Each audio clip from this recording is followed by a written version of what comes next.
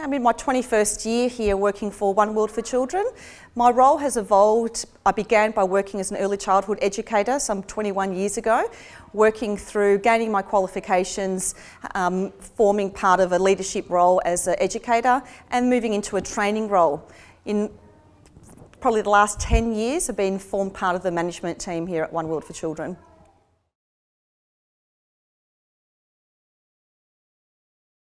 One World for Children as an early childhood service has been operating for close to 30 years.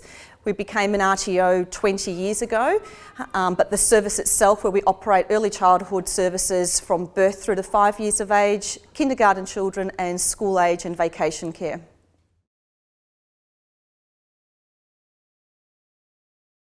So our decision to become an RTO became, I guess, when we were looking at training options for our own educators over 20 years ago.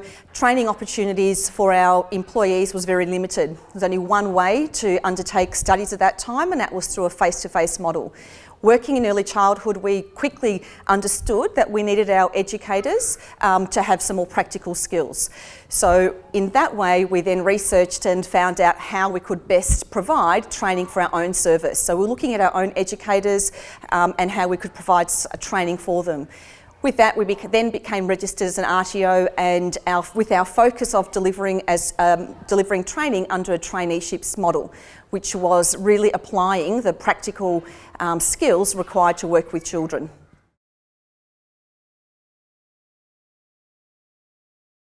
Throughout my career, the children's services sector has evolved, and I guess we've grown. The needs for children have always stayed the same. The children's needs are for high quality children's services, care and education. But from a training perspective, we've had to grow and teach our educators that this is a professional environment now. No longer is it considered a child-minding service. It's an environment where children are cared for and they're educated for in an open-ended way.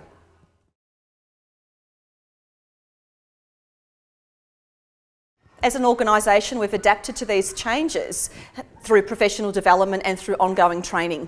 So our educators, when they finish their qualifications, maintain professional development, maintain further training so that their skills and knowledge are adapted to the current climate of early childhood.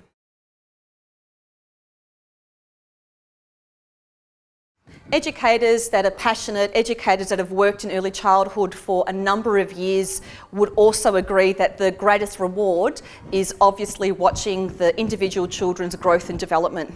Every child working in children's services for 20 years now, every child has been different, every experience is different for that child, and as an educator, as a trainer, and then as the general manager here, I can see that growth and how our educators put all of their heart and soul into creating an environment for the children, for them to grow to their full potential.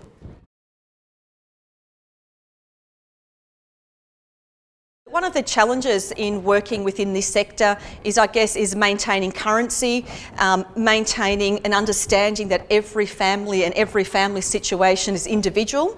That then challenges us as a service, as a manager to help the parents with their day-to-day pressures.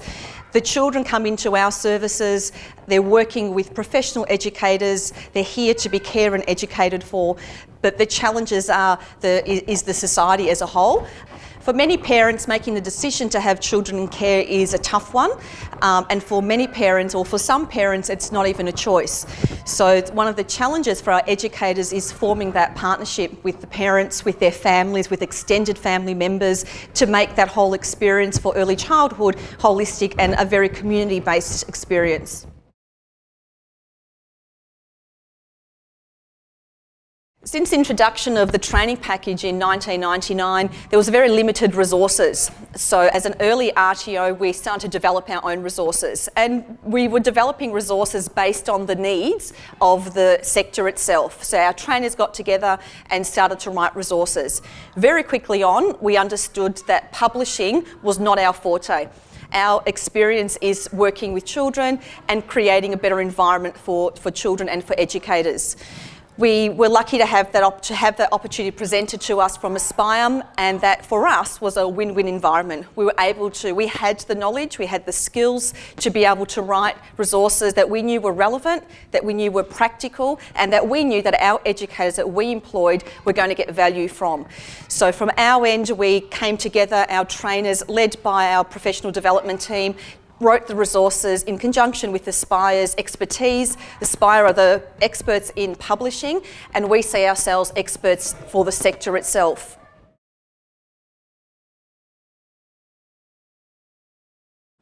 Our trainers and students use the resources in a variety of different ways.